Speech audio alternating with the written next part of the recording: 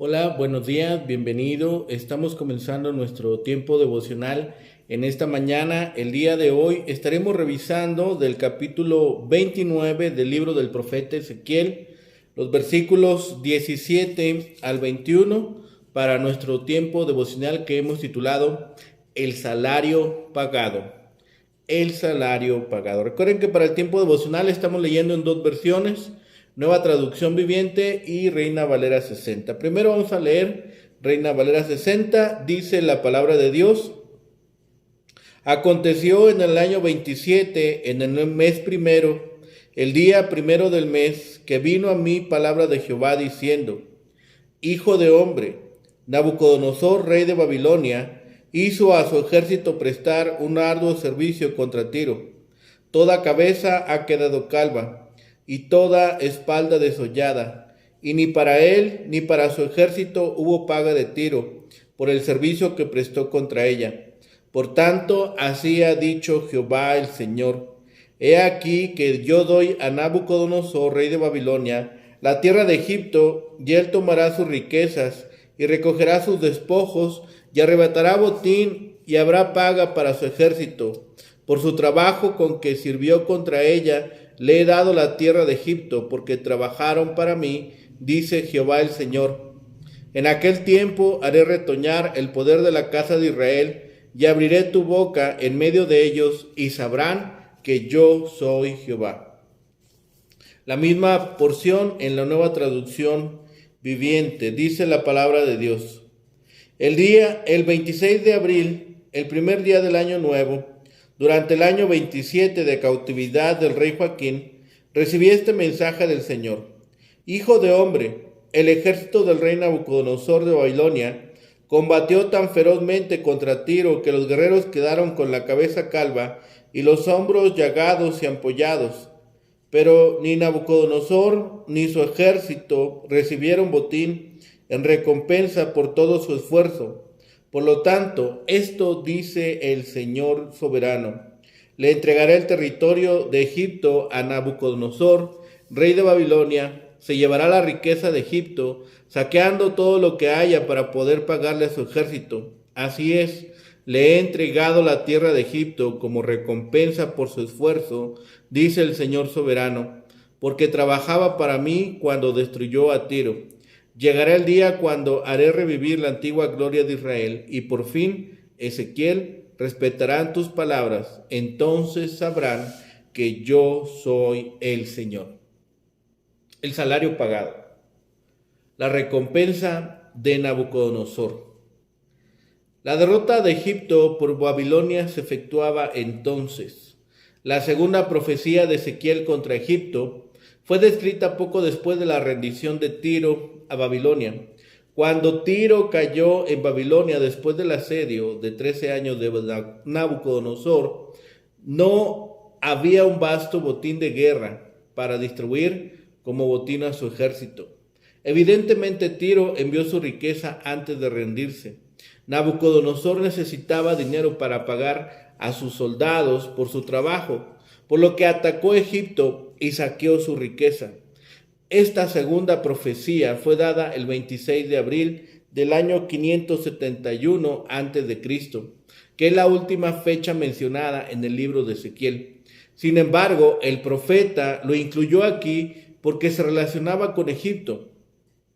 Como Nabucodonosor era un siervo del Señor, merecía su paga, pero el botín de guerra de la conquista de Tiro no pudo comenzar a compensarlo por el tiempo y el trabajo que su ejército puso en el asedio.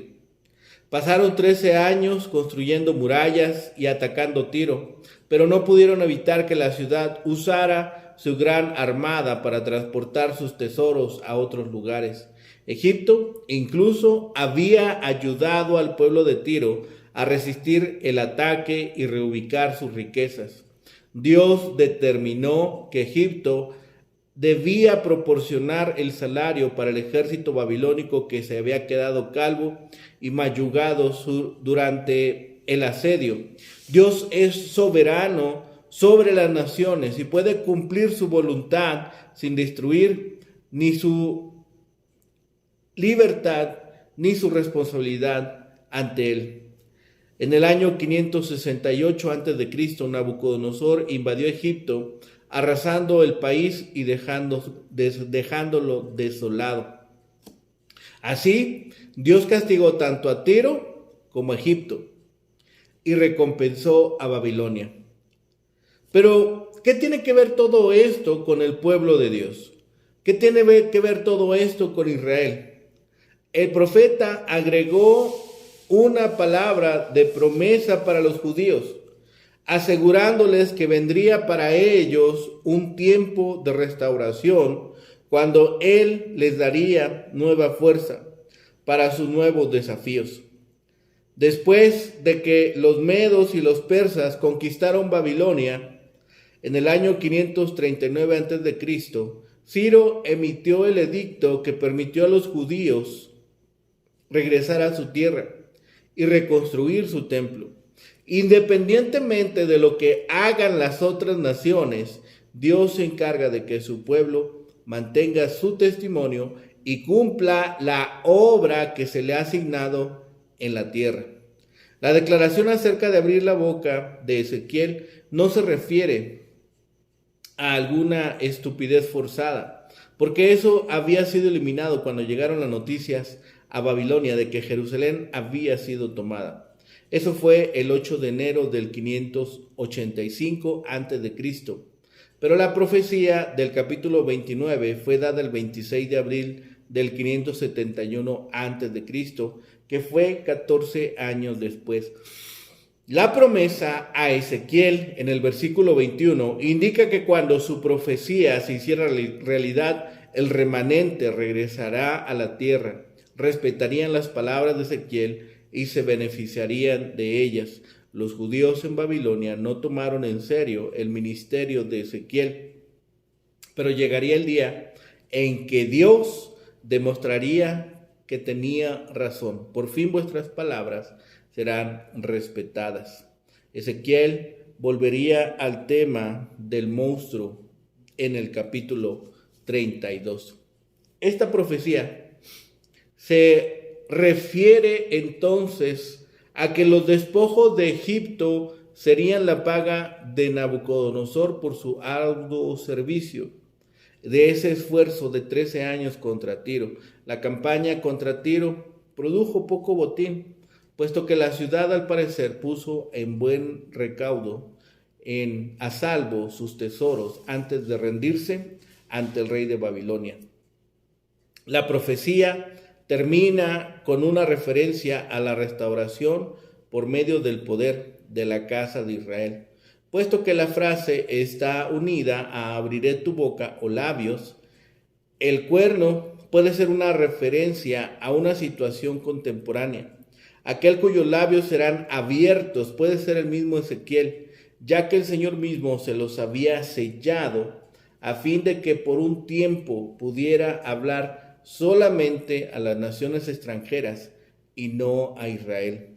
Sin embargo, la palabra cuerno implica poder y prosperidad. Detrás de ella puede estar la visión del que viene, una esperanza mesiánica. Es esta segunda profecía de juicio sobre Egipto que se da 17 años más tarde. En el intermedio, Nabucodonosor había sitiado a Tiro, la había derrotado. La cabeza de muchos hombres había quedado calva por el uso del casco mientras trabajaban en el terraplén hacia la fortaleza que es la isla de Tiro. Igualmente muchos tenían los hombros pelados por la causa del acarreo del relleno necesario para el formidable proyecto de construcción. A pesar de todo el esfuerzo, no hubo grandes ganancias. No hubo un botín cuantioso. Quizá las riquezas habían sido sacadas de la ciudad, transportadas en barco para evitar que fueran saqueados. De haber tenido el emperador babilónico una flota en el mar Caspio o en el Golfo Pérsico, no le habría servido de mucho en el Mediterráneo. El Señor le prometió que le iba a dar a Egipto a Nabucodonosor como un premio adicional, ya que éste había llevado a cabo el castigo divino contra Tiro y ahora iba a hacer lo mismo en contra de Egipto. La destrucción de Egipto como potencia mundial dominante tenía que ser beneficiosa para fortalecer el poder de Israel. Con Egipto eliminada, los exiliados dispondrían de un ambiente mucho mejor cuando volvieran después del edicto de liberación que algunos años más tarde daría el emperador Ciro.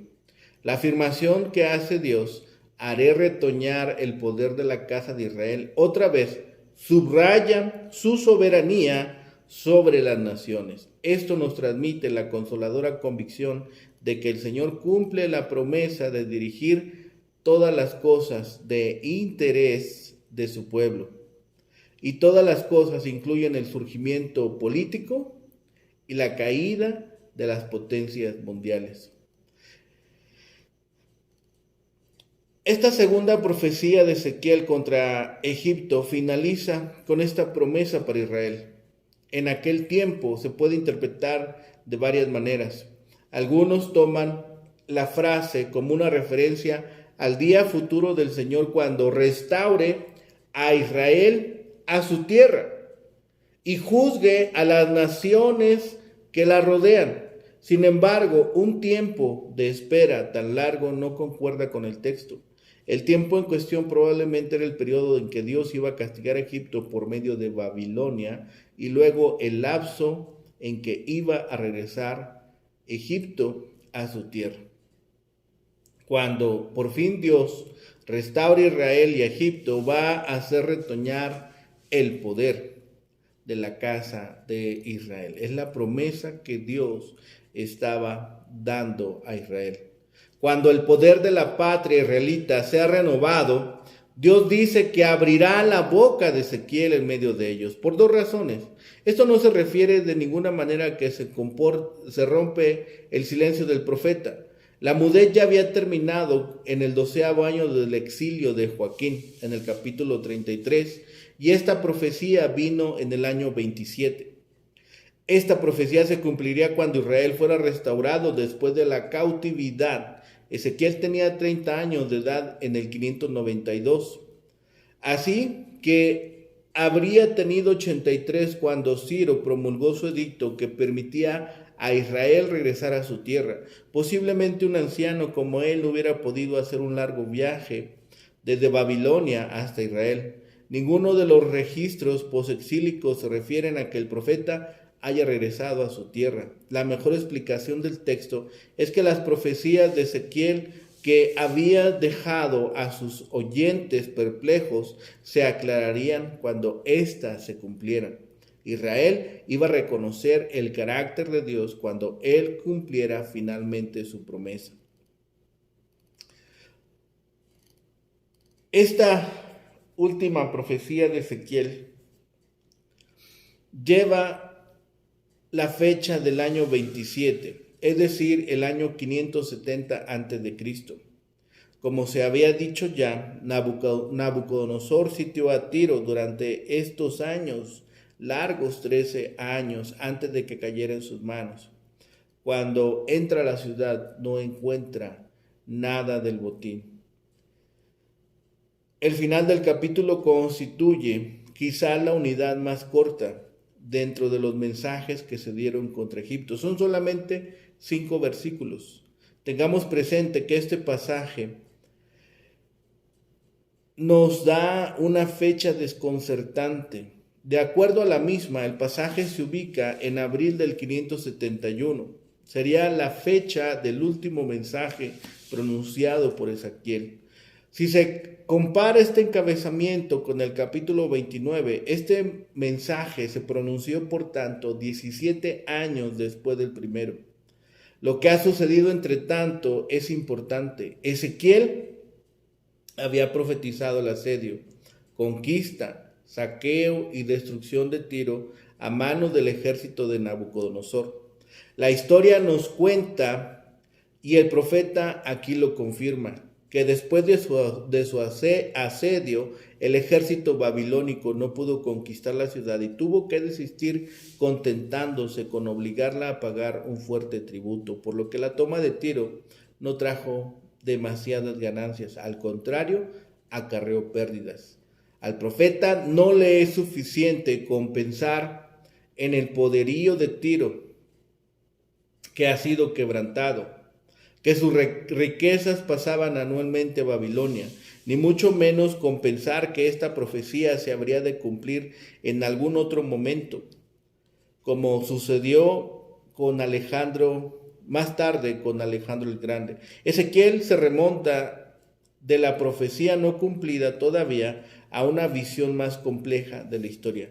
Ezequiel desarrolla su pensamiento partiendo de la imagen de la retribución de los mercenarios. Tengamos presente que el saqueo era un fuerte incentivo al momento de alcanzar la victoria. Al fracasar parcialmente en Tiro, el emperador de Babilonia planeó una campaña contra Egipto. El éxito de la nueva empresa le servirá para resarcirse económicamente y poder dar a su ejército la paga que se merecía. La primera sección pone el énfasis en la labor grande de Nabucodonosor contra Tiro. El uso del término labor, servicio, abad, muestra lo que el rey de Babilonia estaba haciendo. Era bajo una dirección, es decir, era el instrumento de Dios. La frase que se usa parece indicar de un lado angustia y dolor por lo no conseguido y las señales de la fuerza que hicieron. De toda manera, después de angustias y esfuerzo, no hubo recompensa. Fue un gasto de energía que no les trajo beneficios materiales. La segunda lección está en los versículos 19 y 20. Se inicia con el por eso. Dios mismo es el que va a dar la recompensa. La entrega de Egipto con sus riquezas será no solo por el trabajo que tomó para vencerla, sino como recompensa por lo que ha hecho por Dios. Como hemos dicho, la recompensa tenía que ver con lo que podían obtener al tomar una ciudad o una nación. El texto termina con una frase dudosa en hebreo: haré surgir el poderío. Hay dos reflexiones sobre esto. La primera, que el verbo tiene el sentido de hacer brotar, retoñar, crecer. Dios hará que crezca algo en la casa de Israel. La segunda observación tiene que ver con el término poderío, palabra que significa literalmente cuerno, keren. En el Antiguo Oriente el cuerno era una señal de poder, señal de los reyes o dioses. En el Antiguo Testamento se le traduce en ocasiones como rayos que salen de su mano, por lo que podemos decir que el término poderío tiene que ver con un símbolo del poder de Dios y no de los hombres. En el Salmo 132 se utiliza la misma frase que aquí para referirse al ungido, y el texto agrega: ese poder abrirá la boca en medio de ellos. No hay duda de que se está refiriendo a una persona, y esa persona es el Mesías. El profeta está mirando hacia el futuro. Tener presente que es una de las últimas profecías de Ezequiel, un futuro que estaba lejos de su comprensión, pero que nosotros como cristianos podemos ver desde otra perspectiva. El capítulo no solo reafirma la soberanía de Dios sobre las naciones, sino que le agrega el componente que Dios está actuando sobre el tiempo. No es posible para nosotros desde la perspectiva humana ver ni conocer los tiempos que Dios tiene en su sola voluntad. Las circunstancias históricas que ocurrieron en los hechos a los que aluden los versículos 18 al 20. Después de la destrucción de Jerusalén, Nabucodonosor empleó 2 o 3 campañas en la conquista de amonitas y moabitas, luego 13 años en el asedio de Tiro, y en todo ese tiempo los egipcios estuvieron enredados en contra los de Cirene, lo que los debilitó y empobreció enormemente. Y al final del asedio de Tiro, Dios comunica esta profecía a Ezequiel para darle a entender que de la completa destrucción de Egipto, que había sido comunicada por medio de él hace 15 o al menos 13 años antes, sería llevado ahora a cabo por las manos de Nabucodonosor. Parece que la profecía que comienza aquí se continúa hasta el versículo 20 del capítulo siguiente. Es la última profecía cronológicamente de este profeta, pero se pone fin aquí para que figuren todas las profecías contra Egipto. El éxito que Dios iba a otorgar a Nabucodonosor contra Egipto fue contundente porque fue una presa fácil. Jeremías había profetizado que Nabucodonosor se envolvería en la tierra de Egipto como se envuelve un pastor con su capa, lo que insinúa cuán rica y fácil presa le iba a resultar a este. Este éxito, por tanto, era una recompensa. Este servicio lo reconoce Dios cuando trabaja para él. Dios mismo lo puso a trabajar allí a fin de humillar a la ciudad llena de soberbia, donde reinaba un rey extremadamente orgulloso, aun cuando ellos no tenían la intención de servir a Jehová ni pensaban tal cosa en su corazón. Por este servicio no habían recibido pago humana. La toma de Tiro fue infructuosa, fue un mal negocio. Nabucodonosor entonces toma los despojos de Egipto. La misericordia que tenía reservada Dios para la casa de Israel se ve aquí, se nota aquí. Nabucodonosor estaba en el cenit de su gloria cuando había conquistado a Egipto, pero el plazo de un año, él se vuelve loco. Cuando él estaba en lo más alto, Israel estaba en lo más bajo. Pero en aquel día, es decir, con la caída de Egipto, retoñará el poder de la casa de Israel. Dios lo haría retoñar. Así tenemos anunciada una de las ideas características de los profetas. Los ejércitos paganos eran instrumentos de venganza en manos de Jehová. Trabajaron por mí, dice el Señor Jehová. En el versículo 21 tenemos la figura que hemos estado platicando acerca del poderío. Esta profecía entonces nos habla de que Ezequiel colocó esta profecía para describir quién llevaría el juicio a Egipto. Dios utilizaría a este emperador, un hombre malvado, como un instrumento de juicio para Tiro, Judá, Egipto y las naciones malvadas alrededor de Israel. Cuanto Babilonia no reconoció la ayuda de Dios, él también la juzgó. Dios tenía misericordia guardada para la casa de Israel. La historia de las naciones explica mejor las profecías antiguas. Todos los sucesos se cumplen en las Escrituras. Así, en las escenas más profundas de adversidad, el Señor siembra la semilla de nuestra prosperidad futura. Dichosos son los que desean su favor, gracia y amor. Ellos se deleitarán en su servicio y no codiciarán ninguna recompensa terrenal, y las bendiciones que han escogido serán seguras para ellos para siempre. Es esta profecía, es el segundo de la serie dirigida contra Egipto, pero como hemos dicho, es la última que cronológicamente se registra de Ezequiel.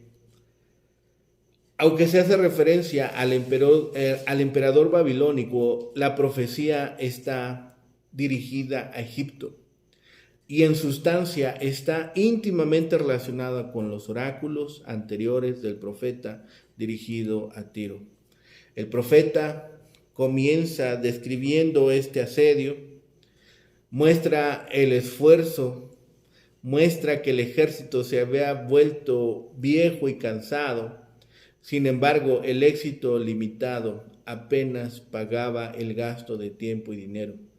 El asedio de Tiro dejaba las arcas del emperador también con pocas ganancias. Y esto es lo que motiva a ir a tomar Egipto.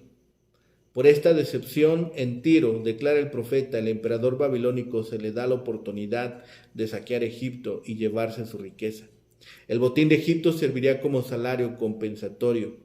Ellos podrían ser redimidos por sus esfuerzos con este botín, con estos despojos de guerra. Aunque poco se sabe del evento a partir de las fuentes históricas, podemos llegar a concluir que el faraón Amasis II llegó a un acuerdo con el ejército invasor pagando un tributo masivo. La profecía concluye con un elemento de esperanza. Los brotes de hierba, el poderío surgiría en Israel de nuevo, indicando una vida nueva y por lo tanto una nueva esperanza. Las palabras encajan en el mosaico más grande de la creciente esperanza del profeta por un nuevo futuro que caracterizó los últimos años de su ministerio. Si somos cuidadosos en observar, veremos que esta profecía nos habla de también la caída de aquellos que se mofaron de los hombres de Israel. En esta observación que hace Ezequiel de estas circunstancias, dice ahí versículos 17, entre los años 571 y 570 a.C. es esta profecía. Dice, se cuenta desde el cautiverio de Joaquín en el 597, unos 17 años después de la profecía en los primeros versículos. La recompensa viene por haber servido a Dios. Los habitantes de Tiro habían huido y habían dejado al ejército invasor sin la posibilidad de tener despojos de guerra. Por eso Dios dijo, te daré la tierra de Egipto para suplir la falta de recompensa suficiente para Egipto por parte de Tiro. Dios permitió una conquista babilónica de Egipto entre el 568 y 567. El ejército de Babilonia había servido como un instrumento y era por tanto también ahora necesario su pago. Dios nunca es deudor de nadie. Dios nunca deja sus deudas sin pagar. A todos recompensa, a todos da, a ninguno defrauda. Por eso tomemos estas palabras, que es la esperanza que ha plantado Dios en la Biblia, en este mensaje para nosotros. Dios nos da esperanza por medio de su palabra. Recompensa a aquellos que trabajan por Él y con Él. Recordemos que a los que perseveren les está guardada la corona de la vida. Perseveremos, porque al tiempo recibiremos esa corona si hemos perseverado en los caminos de Dios. Oremos. Bendito Padre Celestial, gracias Señor te damos por este día. Gracias te damos por las bendiciones que nos permites, Padre bendito. Y ahora permite también, Padre, que podamos nosotros gloriarnos, Señor, en tus promesas, alabar y bendecir tu nombre, Señor, por tu fidelidad y sobre todo, Señor, por tu bondad. Permítenos, Señor, en este día ser la sal y la luz que tú nos has llamado a ser en esta tierra, Señor, a compartir con otros de las buenas nuevas y a compartir con nuestras familias, Señor, las grandes cosas que tú has hecho con nosotros en nuestra vida.